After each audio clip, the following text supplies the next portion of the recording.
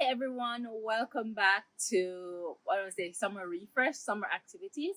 So we are here with Marguerite.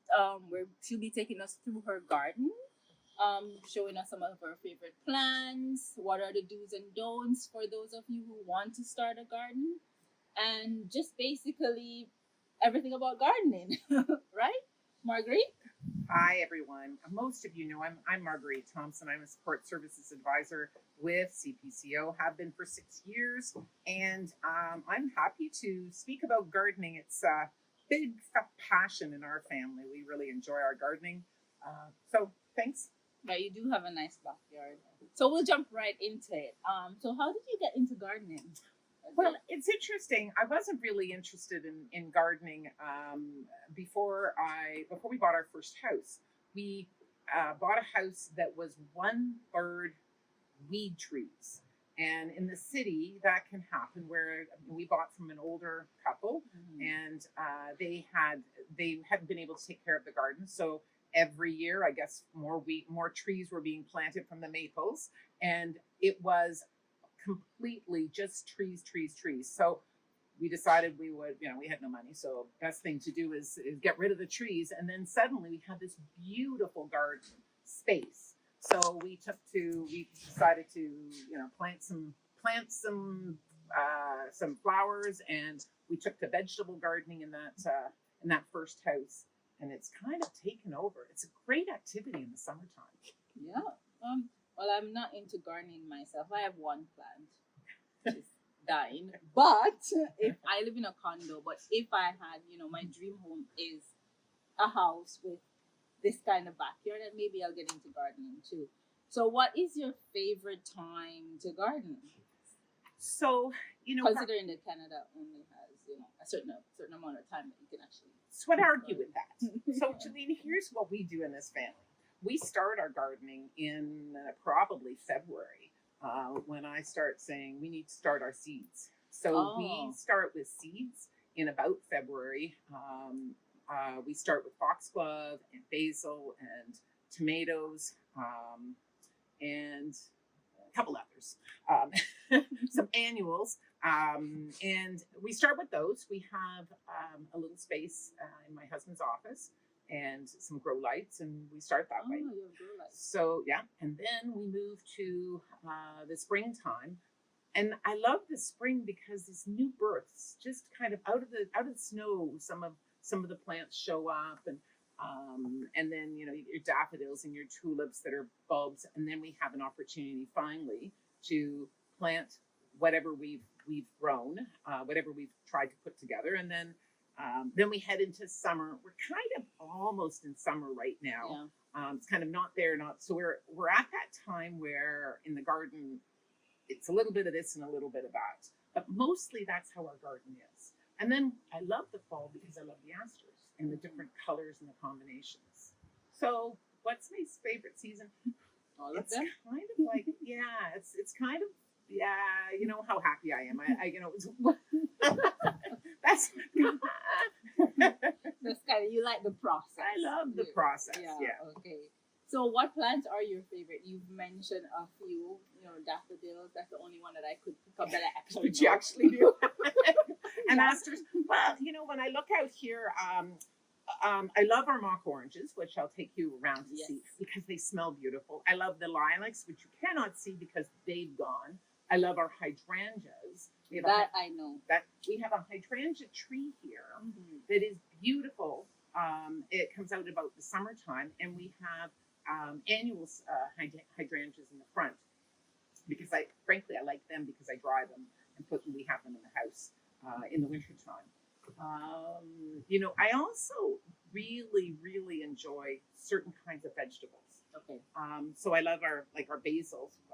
We eat a lot of pesto in this family. That's a dying basil, but it's in there to remind me that I should take care of it a little bit more. It's been a very busy June. Yeah.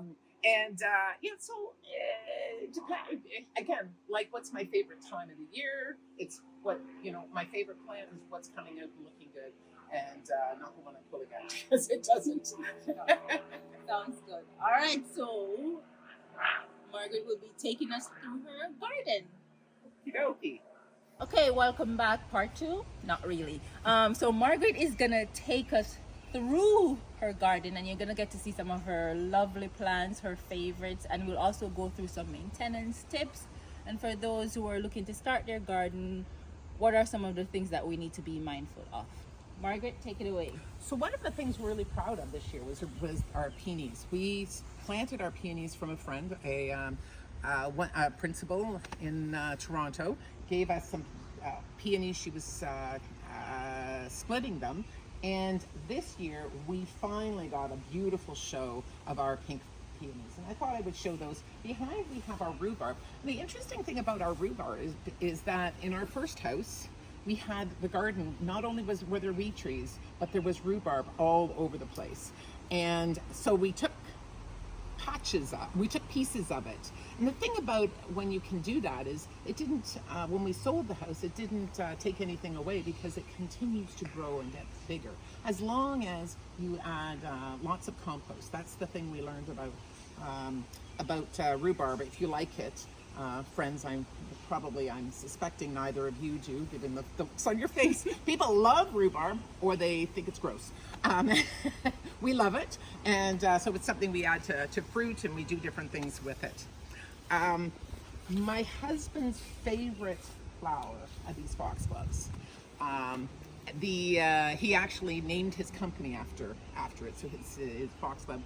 It's a biennial, so it doesn't come back every year. It reseeds. So in addition to it reseeding, so that's why we have them kind of all over the garden. Additionally, he seeds them in the beginning of the year, and we have, like, they're gorgeous. So as you can see, we have some purple ones, some white ones, and we do them all from the seeds we get every year. This has been a rough gardening season for us, for no good reason, except perhaps you were coming to visit. So different things didn't work out. Back here, if you're comfortable, just want to show you our shade garden, which we love. It's full of hostas and ferns and different colors that allow you to kind of feel peaceful in the color versus the bright pinks and purples and all of those. And as you could see if you looked, we had little gnomes, garden gnomes in the backyard. We also have them in the front. They entertain the neighborhoods. The little girls and boys come looking for our gnomes because we move them all over the place in the front garden, in the backyard. Well, it's actually the raccoons that move them. I've always been curious about gnomes as to why they're placed in the garden. It's funky. There's nothing it does. In fact, the raccoons and the bunnies clearly don't like them because they knock them over. So it's not helping, and it doesn't keep them away. The year that we put the vegetable garden in 2020, we hoped anything would keep the bunnies away, but there was nothing. We tried trick after trick, and they just loved the lettuce. I think I mentioned earlier, if I didn't, here are our mock orange. Mock orange is it's kind of a bush. It adds a beautiful color and has a wonderful smell. Different parts of, we're not smelling it now, perhaps because of the wind, but it has a beautiful smell and really look pretty and quite casual. Because as you can see, this is not a garden that is it's not an English garden. It's more of a casual garden, much like I am. And here is my daughter's vegetable garden. We started in 2020 growing our tomatoes by seed, and as you'll see stickers there. Well, this year I had some beautiful black ones and rainbow ones that I gave to the staff last summer, and hoped that would work this year. I grew them, and they looked fine and dandy until suddenly they got some kind of black rot or whatever, and so we bought new ones. So I just bought them, and that's over there is garlic. Wow. So yeah, I love garlic. There you go. I make my own garlic butter, by the way. Do you make garlic butter? Yeah, oh yeah, I do. Oh wow. Yeah. Well, you know what? We will have I would suspect in a few weeks we may have some bulbs that I can share with you. Thank you. Yeah. So yeah. Okay, so that's our small garden with lots of things happening in yeah. it, as you can see. And again, we have lots of herbs because I love to cook. Yeah, Yeah. yeah, yeah. So for a beginner like myself, I mean, I don't have the space. I live in a condo with a concrete balcony, but I do have one or two plants. But I do like organic stuff a lot. So if I wanted to start my own little garden in a little pot, what are some of the recommendations? Like, what should I start with that's easy to maintain? So I guess it's whether you want to start with flowers or you want to start with herbs. I kind of want to do both at the same Okay, so you time. can't do them all in the same pot. So over there is my son's. He built that plant holder for himself when he was in his last apartment because he had a beautiful, huge balcony. And this one here, these are all started from seed, and he's waiting to see them grow. And I know that they're nasturtiums, and I don't remember what these are. This is his garden because he, like everybody, we're a family of gardeners.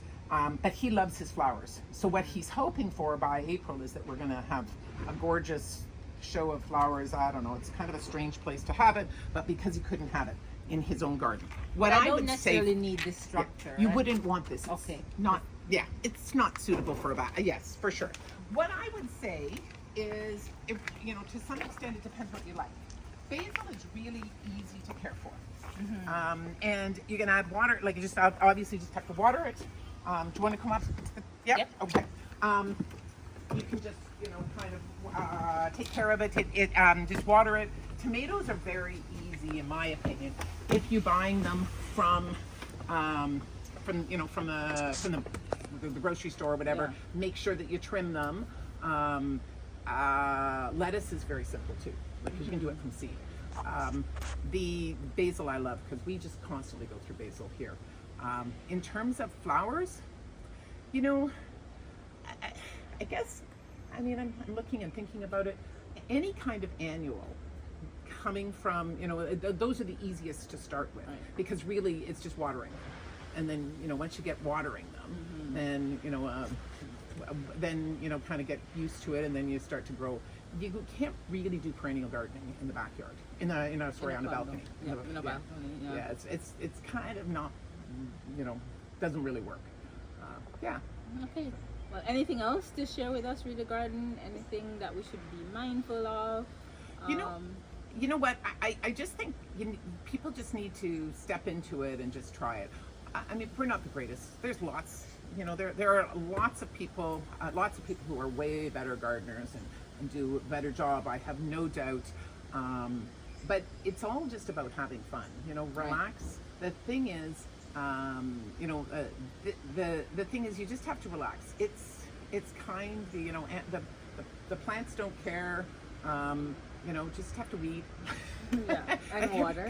Weed and water, compost and fertilize if you're getting further along, but not in the beginning. Right. Really, it's and it's relaxing, and it's actually good exercise too.